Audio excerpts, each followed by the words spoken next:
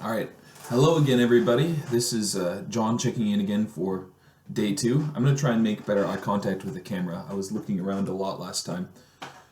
So I just want to say, if you watched the last one, thank you. If you stuck around, if you're here now, thank you so much. And thanks to you guys, I got off my butt. I got out of bed and stopped watching so much YouTube. I'm not going to lie, I still watched a couple hours, but today I got up at like 11-ish instead of like 2 or 3, so it's thanks to you guys. Thank you for holding me accountable. It's a beautiful Saturday morning here in Japan. So, how's it going for you guys? I think it's Friday evening. Tell me a little bit. How did your week go? Mine was pretty good. There was some stressful things at work on Friday. Yeah, I guess I wanted to start off with that. There's a book I read a while back called The Psychology of Money, and one of the points that they discuss in the book is that things are never as good as they seem, but they're never as bad as they seem. And while that was applied to, I believe, the stock market fluctuations, we can also apply that to how we feel in life. So, a lot of times at work, I feel stressed out, like I'm messing up or I'm having trouble with the students, but I'm getting the job done. It's more than enough, and it's just temporary. And I think that we all feel like that sometimes. If you feel a little bit stressed out or a little bit like you're messing up, then I think it's a good thing because it means that you care and you're trying to do your best job. So, as long as it's not unbearable, I think that's a good thing. I guess I wanted to talk a little bit about my jobs here. Every job that I've had has been moving into a smaller company, and that's really been a blessing for me because I'm trying to learn how this whole English industry works over here. So my first company was a really big corporate job, but thankfully, yeah, great. I'm grateful for them because they got me my visa. They got me over here. They got me started. Otherwise, I don't know how I'd come here.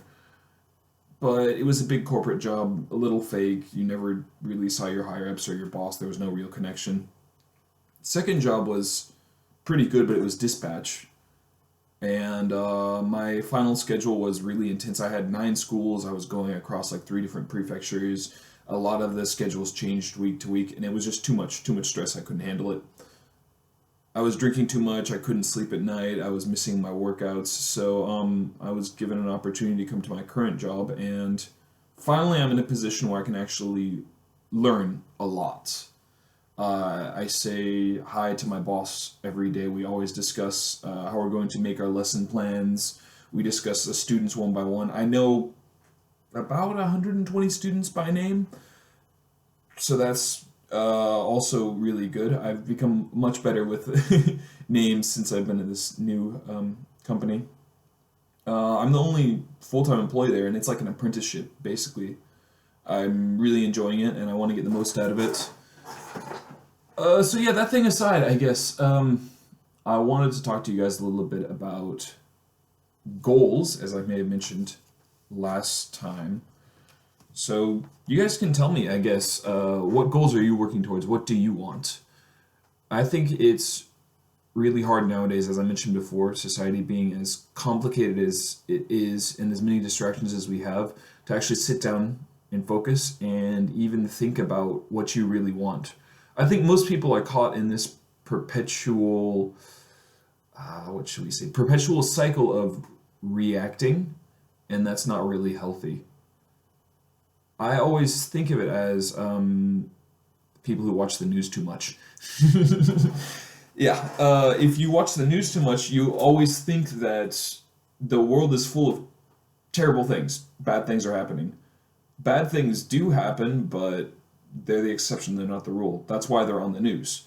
And think about how many millions of people are these bad things happening? It's pretty rare. And does it affect you? No, but our empathy as human beings makes us feel like crap. Makes us feel horrible for anything. A burglar that broke in a couple cities over, crime rates rising in a different part of the country. War or fighting going on in a different place. It doesn't affect us directly, and we can't really change it, but we still feel about it.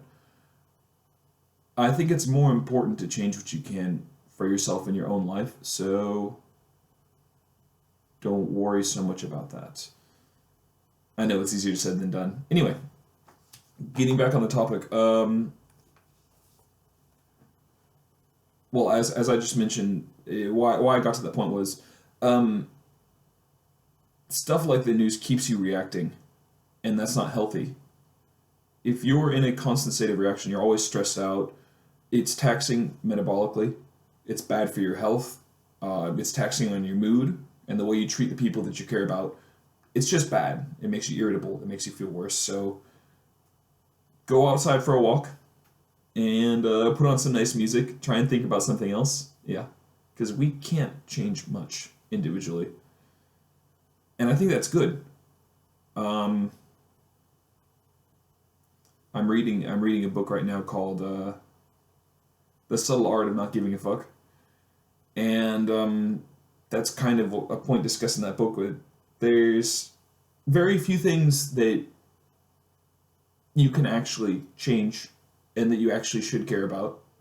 Once you let go of all the things that you don't need to care about, then you can actually give your full focus and attention to what really matters, the people that are important to you, the things that are important to you. And you can do a lot more good there if you focus all of your effort and energy there rather than on things that you can't change. So I hope you're all doing well, and I hope you're all not too stressed out about things that you can't change. And let's talk about what we can. Now we're on to the topic of goals. Okay, so moving from this state where you're in constant reaction, to be a fulfilled person, I think you need to move to the point where you're capable of planning what you want and moving to your own actions. So what do you want? What do you want to change in the world, and how can you make it done? As I mentioned in the first vlog, I know it sounds insane. I still know it sounds insane, but if you tell me it's insane, then that's motivation for me, really. I'm going to fix the English problem here. How do I do that? Okay, so we break it down into our goals. We can break these goals down into 3 types.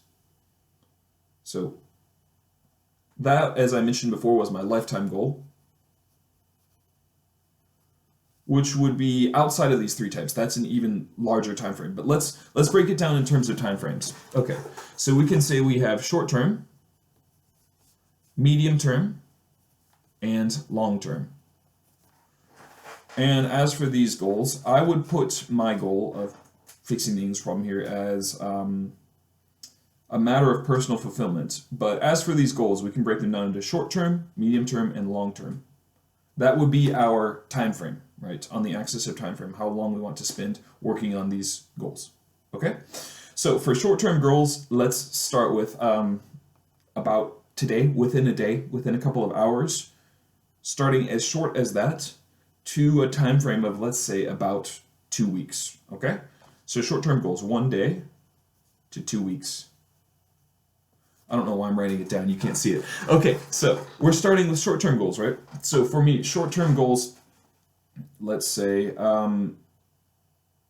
as for my lifelong goal, that's really hard. That's abstract. There are a lot of finer points, right? But to get to the point where I can do that, I need to focus on my health and wellness, my financial goals, those sorts of things, right? Okay, so let's pick an easier goal. Let's say I want to, as I mentioned before, get my beach body, right? Okay, so that is what I would call a health and wellness goal, right? So as for health and wellness goals, let's break them down into short, medium, and long term. Let's say you want to lose 20 pounds in 3 months, okay? So 20 pounds in 3 months. So 20 pounds, that is, 1 pound of fat is 3,500 calories, right? So losing 20 pounds is 70,000 calories, okay? So we take 70,000 calories in 3 months. How long is 3 months? That's 90 days. Okay, 70,000 calories divided by 90 days. So this 90 days, this 3 months, we would call this a medium-term goal. A medium-term goal, I would say, is anywhere from two weeks to, depending upon the type of person you are, 3 months to 6 months long, right? Okay, So let's say we have this medium-term goal of losing 20 pounds. I'll get back to the short-term goals in a minute. Okay, so we have 70,000 calories. We want to lose 70,000 calories over the course of 90 days, which is a lot. That's hard work. But if you know what you're doing, you can do it. Okay, so 70,000 calories. Let's put it into the calculator, right? Divided by 90 days. You want to lose 777 calories a day. So let's say 780. Let's round it up, okay? You want to lose 780 calories every day. How do we do that? It's the stupidest advice ever. People say, eat less and move more. How do we do that? You need to know how many calories you're eating every day. Start tracking your calories, okay? And then just get Mr. Scale. Ask the scale every day, right? Step on the scale, same time every day, same conditions. Then the numbers might move a pound or two either way. For me, I feel a little down today because for some reason, maybe I ate some food and it's still digesting. The scale went up 2 pounds. I'm in a pretty bad mood.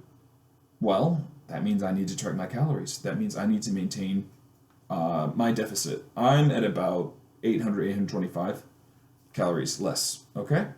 So, first we need to see how much we're eating and how many calories we're burning.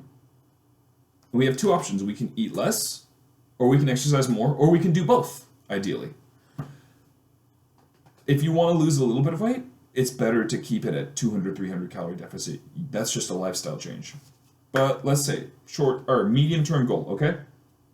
Lose 20 pounds in 90 days. How do we do that? 780 calorie deficit every single day for 90 days, basically. On average, you can say keep it at 1,000 on weekdays, okay? So 1,000 calorie deficit on weekdays, right? So that's plus 220 calories every day, right? So let's say 780 calories, 7 days. 5,460, right? Then we subtract 5,000 because that's 1,000 per day for 5 days, okay? Then we only need a 460 calorie deficit on the weekend. You have 2 days. Those are your cheat days. Okay, so you have 2 days where you can eat more, still track your calories, preferably step on the scale once or twice. Then you feel good. It takes a lot of psychological pressure to maintain a diet because you're cranky, you're hungry. Yeah, you might snap at people that you care about. Don't do that. So,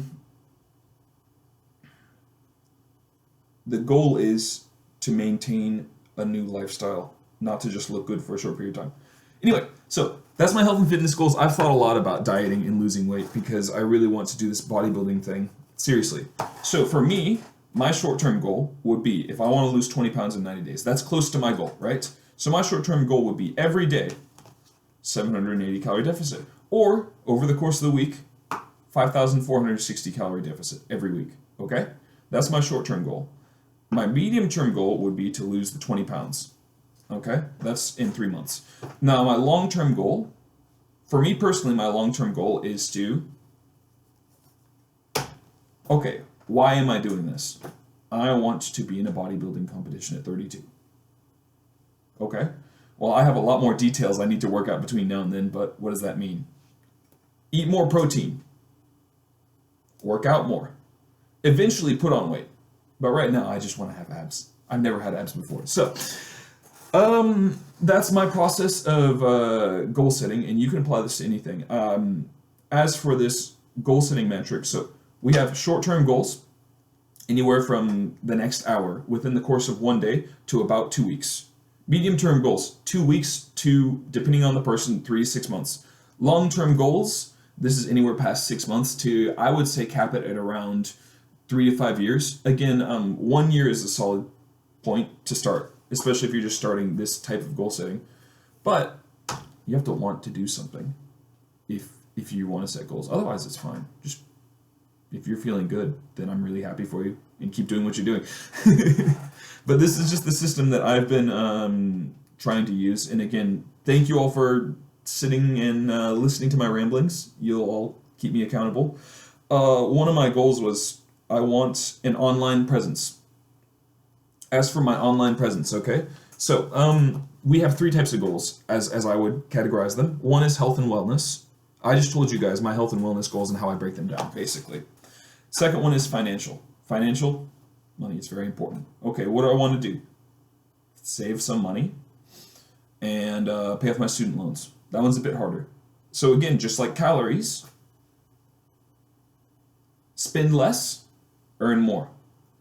You can do one, you can do the other, but actually nowadays it's easier to make more money because we have so many options to do so. We can make money online in hundreds and thousands of ways. It's not that we don't have options, it's that we have too many options. So step one there would be to decide. I'm still in the deciding phase, so I hope you guys can be patient with me there. But spend less money, get your expenses down, minimize them. Okay, save some money. Save about 10% of your check every week, right? And with the rest of it, just, yeah. If you guys want to hear more about the financial stuff, ask me, and I'll tell you a bit about my details, right? Final category of goals. So first we have health and wellness. I think that's the most important, healthy mind, healthy body. And second will be financial goals.